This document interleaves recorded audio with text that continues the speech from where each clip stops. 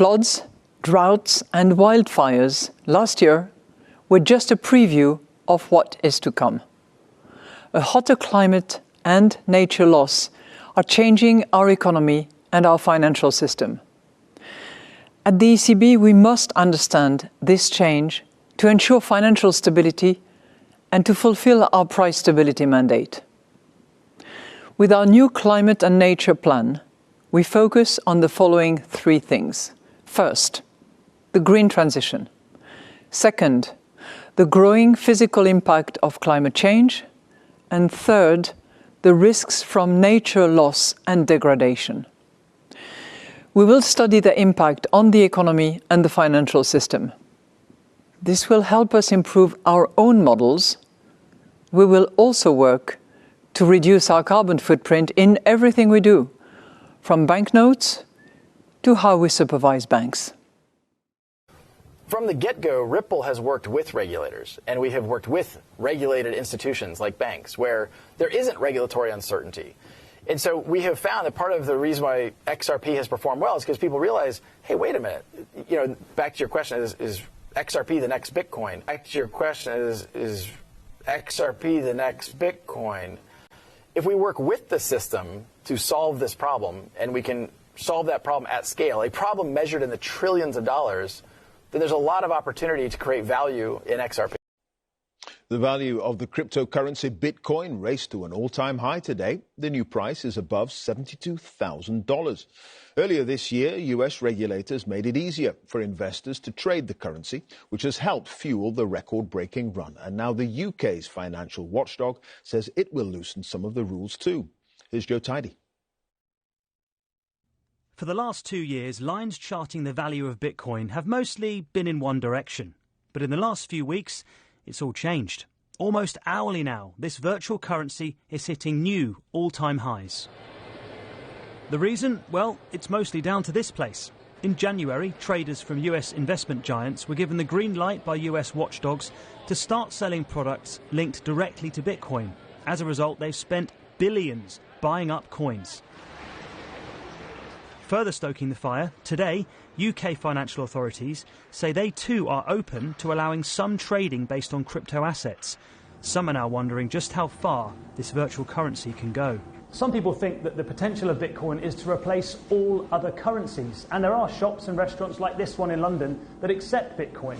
I just bought this £7 burger, for example, which was 0.00009 Bitcoin. But the way prices are going now, who knows what it'll be worth tomorrow? I don't think we're going to see Bitcoin becoming a genuine currency. What I think we're seeing it become is a recognised and potentially widely used investment asset. People buying it to save for the longer term and to benefit from the price rises. Bitcoin was created by an anonymous internet user in 2009 to make sending money as easy as sending an email, all without needing any financial institutions. Bitcoin transactions are processed by a huge network of volunteers who use computers to check transactions. As a reward, they're automatically given new coins. Right now, the demand for those coins seems to be higher than ever, and many Bitcoin fans are celebrating their newfound riches. Others, though, are wondering with caution which way the notoriously unpredictable line will go next. Joe Tidy, BBC News. Trillion in these RAAs. That's all that's happening really right now is RAAs.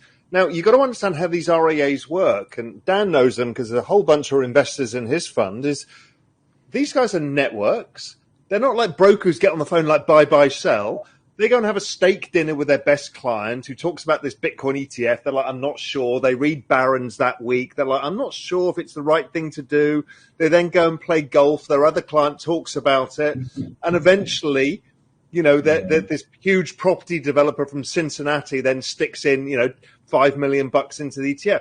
This is the process. So it's actually really slow. And we've only just started, and a lot of these people are driven by price. That's what you said. If you look at NVIDIA, you see how price feeds on itself. It becomes reflexive. So we've just started. These guys are not traders in the whole. These RIA networks generally talk to their clients about, you should think about an X% allocation. They put an X% allocation, or they mandate it and say, hey, we're going to do this for you guys. they do it. And then what happens is, Dan and I have seen this all the way through with friends of ours. They start with 1%, and then before you know it, they get up to 5%. And they're like, fuck it, we're going to 10%, because they start to understand the power of this thing. So it becomes very reflexive in price action. I've seen family offices. I've got one of the investors in my fund is a big Australian family office. At first, their allocation was 1%.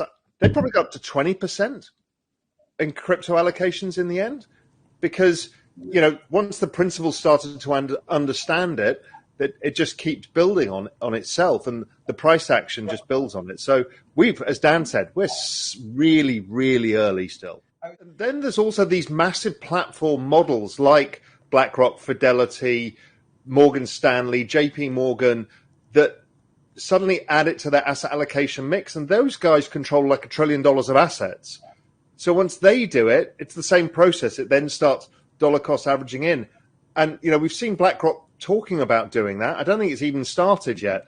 So those massive pools of capital start coming in as well. And we're not talking institutions. None of the institutions are in yet, really.